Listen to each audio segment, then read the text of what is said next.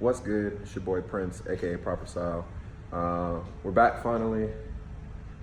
It's been a long week and a half, close to 2 weeks. Jag was a pain in the ass, not gonna even lie. Second time wrapping a car. The first one that I did was my Z, which a lot of people had already seen on the forums, and there's my 2JZ walk around video of the 300ZX. And I had a buddy hit me up, wanted his Jag done, say, will you charge it, try it out. So we tried Kmpf Vengeance Red, and his result.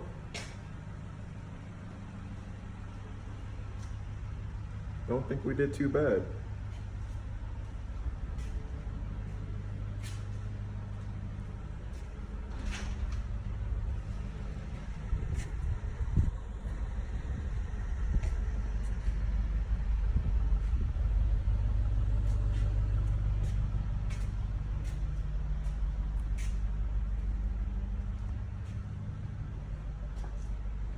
Still got it on the charger right now, just keep the battery charged back up until he comes to pick it up. But yeah, so Kmpf, I've seen some different reviews. I would say after doing this car, which this was almost like full R&I, pulled the fenders, pulled the side skirts, disassembled the side skirts, pulled the back bumper completely off, pulled front bumper off, hood was up, and then raised some of the trims to get under the actual panels so that you don't have to see the edges. Sadly, a shop that touched this car beforehand, who had did the trim, had used a razor against the paint. Now granted, I'm not some overly experienced rapper, just started doing the stuff, but I knew not to use a razor against paint. So I have these plastic razors that I picked up off of eBay in a wrap kit, that after applying heat and then rubbing them across the edge of whatever area you're doing, they kind of cut right through the wrap and don't damage the paint. So that's what I used for doing almost all the edges on the car, between that and then 3M knifeless tape. I will say, in my opinion, I'm not a fan of Kmpf after doing this car. And part of the reason why is this is extremely thin. I mean, you hold it up to the light with sunlight behind it, and you can see the writing through the backing paper. And maybe it's just this particular color or this particular film that was picked or whatever, but it's extremely thin. It doesn't seem to hold heat.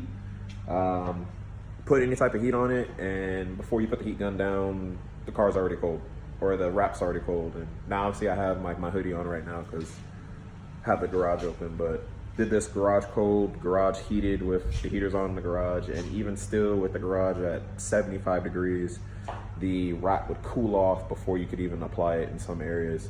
I will say this is definitely a two-part car, or a two-person car. Shout out to my boy Kmpf at Auto Impressions in Cove, Texas, who stopped by to help me take care of this hood. The hood is 7.5 feet worth of wrap.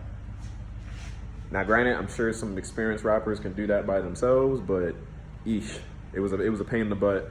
But we did notice that there's almost no give to this wrap.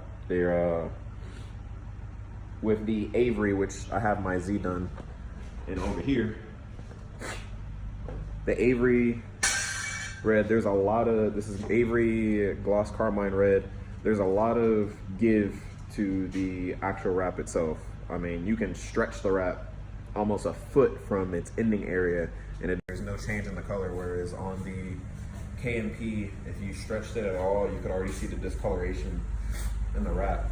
So, in my opinion, if I have another person to ask for it, I'll probably try to stay away from using it, if I can. The color looks amazing. I'll give it that. They made an awesome looking color. I did have some rough areas, some areas that we'd had some issues with, not so much on this side, but just the body and the contours of the car. So we did have some areas, some trouble areas. I don't know if you can see that. There's actually a wrinkle in the wrap here and here. But overall, it laid decently. Did notice that if you have to put heat to an area multiple times, The wrap seems to develop these small little bubbles, almost as if there's dirt under the wrap, even though this car was clean and then alcohol wiped down on every panel before actually doing the wrap. Just something that I hadn't noticed while doing it. But as I said, full R&I.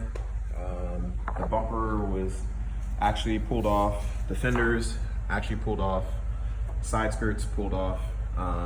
Tucked completely around the actual back side of this. Tucked into the jambs. I don't know if you can see it in there, but that's actually the fender. So went completely around the fender. That way we don't have to worry about it peeling up. This is actually back around the back side of these seals, so it's in there tight. Don't have to worry about water getting in there.